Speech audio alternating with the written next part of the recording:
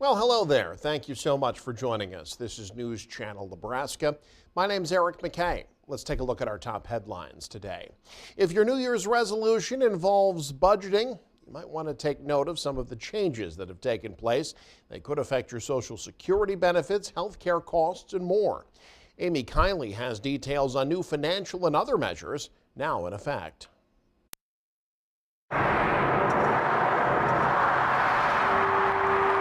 It's a new year, and new federal changes could affect Americans' wallets and lives. For some seniors, money could get a bit tighter. Social Security recipients are getting a 2.8% cost of living increase. The administration's earnings test, wage cap, and maximum benefit also are going up. But Medicare Part B premium costs are rising almost $18 a month. That's one of the largest increases in the program's history. Add inflation, and the net result could be in the red for some seniors. Meanwhile, millions of people on Obamacare are facing much steeper costs. Pandemic-era subsidies are gone. We're expecting that on average, premium payments are going to more than double. This is the first regular tax season with changes in effect from a bill signed in July. They include higher standard and SALT deductions, as well as new breaks for seniors, car loan interest, tips, and overtime. Those very important things, put more money in working class people's pockets. A proclamation out delays tariff hikes on some furniture, kitchen cabinets, and vanities that were set to begin on New Year's Day.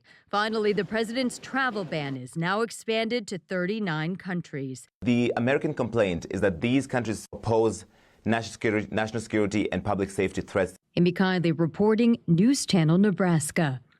When the next severe weather event happens, don't get caught in the dark. Power your kitchen, HVAC, and communication systems with a Jackery solar-capable generator. Just click on our YouTube affiliate shopping tab and you're on your way. The Midwestern manufacturing economy beginning 2026 on a bit of a sour note. Creighton University's Mid-America Business Conditions Index declined in December to 47.6, its lowest reading of 2025. The survey of supply managers in 9 states has been below that growth neutral level of 50 in 4 of the last 6 months. Creighton University economist Ernie Goss oversees the survey. He says more and more businesses in the Midwest are looking for relief from the Trump administration's tariff policies. 25% of the survey participants said that tariffs were pushing up prices more than 15%.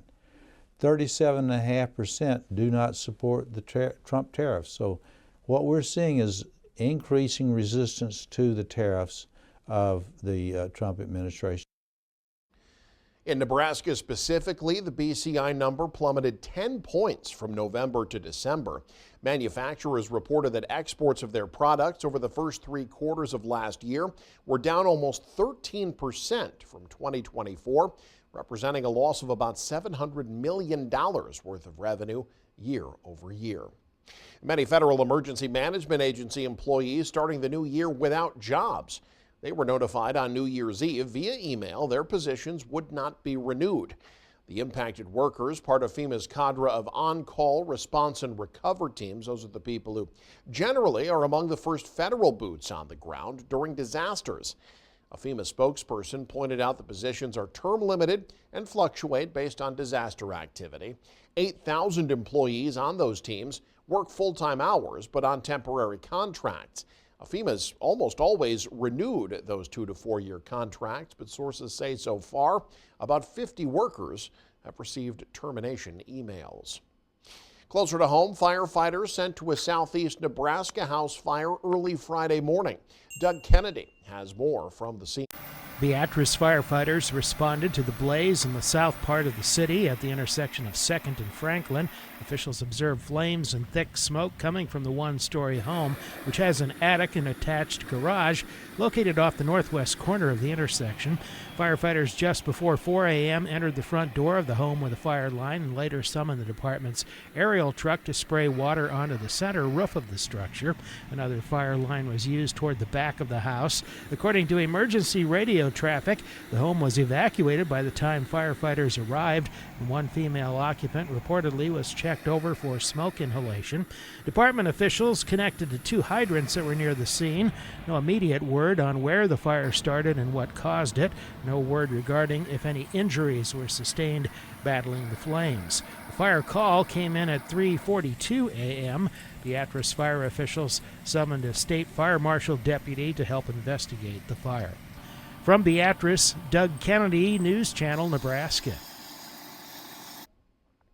2 Colorado teens are in jail after a chase that led to an emergency alert in western Nebraska. The State Patrol says the 2 18-year-olds were arrested Thursday evening.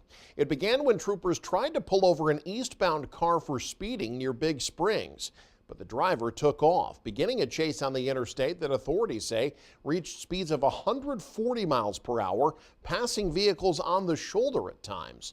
The patrol says the vehicle was disabled by stop sticks near Sutherland, but the driver fled the scene on foot, prompting an emergency alert to be issued by Lincoln County. The passenger in the vehicle surrendered immediately. The driver was eventually located an hour later and arrested. Authorities say multiple drugs and alcohol were found in the car. The Nebraska Supreme Court upholding the life sentence of a man who shot and killed a Lincoln teen after an argument over a dog. The state's high court issued its opinion Friday in the case of Armand Rajai, rejecting his appeal of a life sentence. He was convicted of the 2023 shooting death of his 18-year-old neighbor, Julian Martinez. Police at the time said the shooting happened after an argument over the neighbor's dog. Rajai appealed, saying the life sentence for a second-degree murder conviction was excessive, but the Supreme Court disagreed. The city of Norfolk could soon officially have a new city attorney.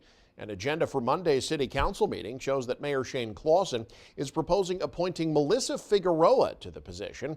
She's already been doing the job on an interim basis since July, after previous attorney Danielle Myers-Knoll resigned to focus on her own practice. Figueroa had been working as a business resource specialist for the city since 2022, also served on the Norfolk Planning Commission from 2020 to 2022. If the city council approves Clausen's recommendation, she would serve the remainder of the mayor's 4-year term.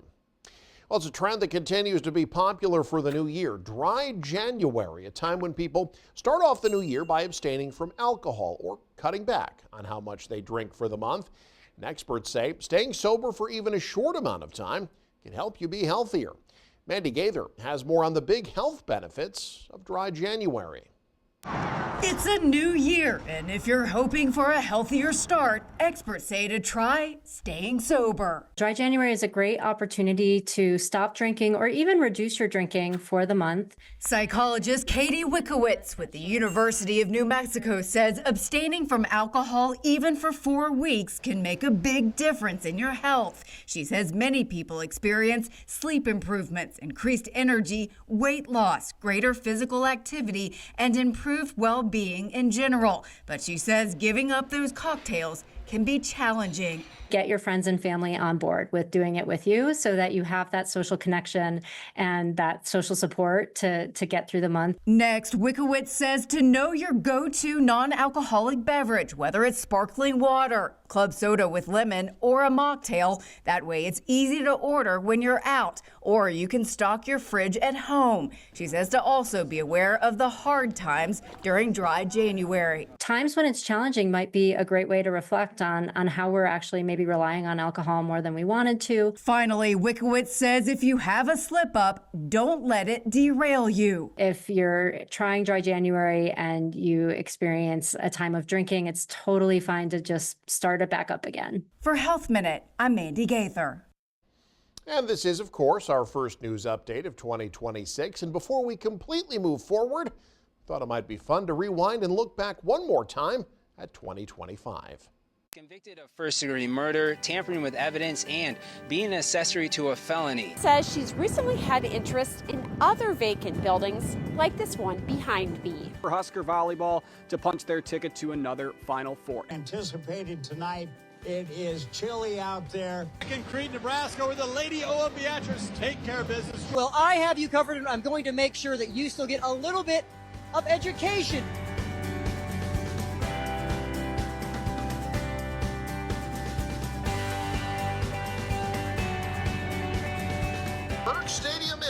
Omaha is the setting for the 2025 State Track and Field Championship.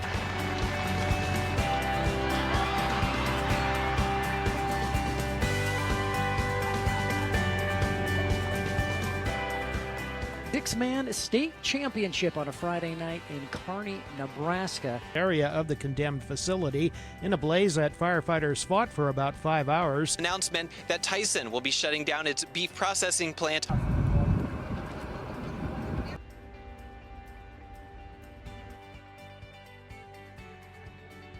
Night number 3 live from the Nebraska State Fair. We're located on the south side of the grounds. Thinking big, far sideline, over the top, caught, touchdown!